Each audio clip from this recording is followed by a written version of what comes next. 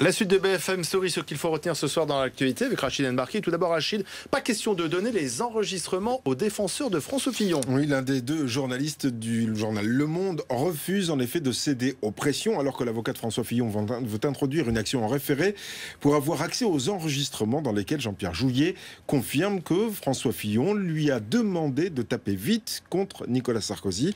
Gérard Davet explique sur BFM TV. Nous n'obéissons pas aux injonctions des uns et des autres. Ça fait 3 jours qu'on nous serine donner ces enregistrements. Tous les hommes politiques en place à droite nous l'ont demandé. Pour l'instant, nous ne le faisons pas. Pourquoi ? Parce que nous n'avons aucune vocation à obéir à une quelconque instrumentalisation. Aujourd'hui, ce qu'on a toujours dit, nous, c'est que si la justice nous le réclame, ces enregistrements seront à leur disposition. Mais ce sera à nos conditions et quand nous le déciderons. Et le Parti socialiste juge inadmissible de vouloir mêler l'Élysée à une sordide guerre de l'UMP pour Carlos da Silva. Jean-Pierre Jouyet ne doit pas démissionner de son poste de secrétaire général de l'Élysée. Monsieur Jouyet est un haut fonctionnaire de l'État. Il est là pour servir, au fond, les intérêts de l'État. Il n'a rien à voir là-dedans. Et on voudrait, en instrumentalisant sa fonction, au fond, faire vaciller François Hollande. Donc bien sûr que Jean-Pierre Jouyet ne doit pas démissionner. C'est quand on s'aperçoit quel est l'état d'esprit de la droite, qui est prêt à n'importe quoi pour, au fond, dissimuler l'affrontement extrêmement dur qui se déroule dans ce parti politique, que nous devons de dire « Stop, il faut que ça s'arrête. Réglez vos comptes entre vous, mais cessez de nous mêler à vos affaires. » Dans l'actualité également aujourd'hui, Renault inaugure sa nouvelle usine près d'Oran en Algérie. Un site qui va produire 25 000 véhicules par an. Les ministres des Affaires étrangères, Laurent Fabius, et son collègue de l'économie, Emmanuel Macron, étaient présents pour l'inauguration de cette usine. Emmanuel Macron et Laurent Fabius qui ce soir doivent rencontrer le président algérien pour parler cette fois de lutte antiterroriste. La Commission européenne décide de prendre un peu plus de temps pour examiner les budgets des pays européens. Initialement prévus pour mercredi prochain, les avis ne devraient finalement être rendus que le 19 novembre.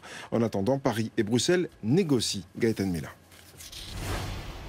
Si la Commission européenne ne devrait pas retenir des circonstances exceptionnelles qui exonéraient la France d'efforts pour atteindre ses objectifs, elle devrait néanmoins lui accorder un nouveau délai, un 3e. La Commission devrait en effet reconnaître que la France a pris des mesures suivies des faits pour tenter d'atteindre en 2017 son objectif de déficit à 3% du PIB. Mais aujourd'hui, il n'est pas non plus exclu que la France échappe à une sanction financière, même si le tout nouveau commissaire européen aux affaires économiques souhaite que tout soit fait pour l'éviter. C'est toujours mieux de ne pas sanctionner, parce que sanctionner, c'est un échec. Ça veut dire qu'on n'a pas réussi à convaincre du côté de l'Union européenne, et ça veut dire du côté du pays qu'il est puni. C'est une attitude infantile. Donc moi je n'ai pas cette attitude-là. Il ne s'agit pas de traiter les pays comme des élèves, comme des enfants qu'on veut punir. Il s'agit d'avoir un dialogue serein, constructif, mûr, pour faire en sorte d'aboutir à des accords qui permettent d'éviter les sanctions, précisément parce que les uns et les autres ont été capables de faire des gestes. Reste que la Commission peut aussi décider d'infliger à la France une amende pour montrer que les règles existent et qu'elles sont faites pour être respectées. Cette dernière atteindrait alors 0,2% du PIB français, soit 4 milliards d'euros.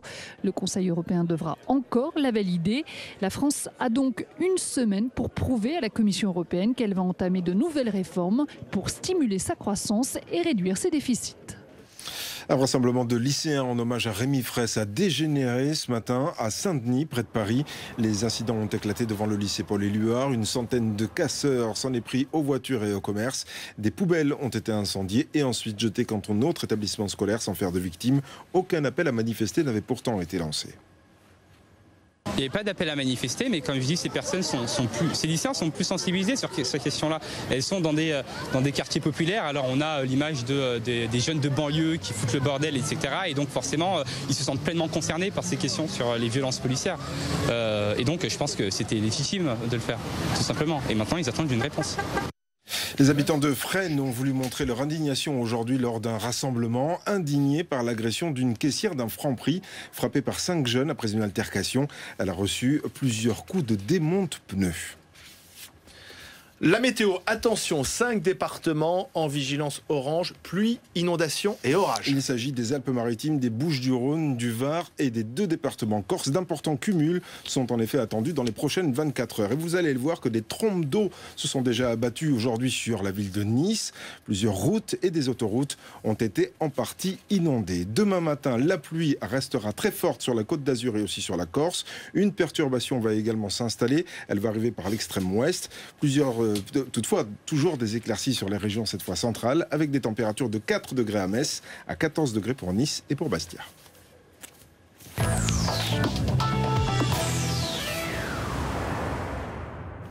La suite de BFM Story avec à la une ce soir l'affaire Jean-Pierre Jouyet, François Fillon, les appels à la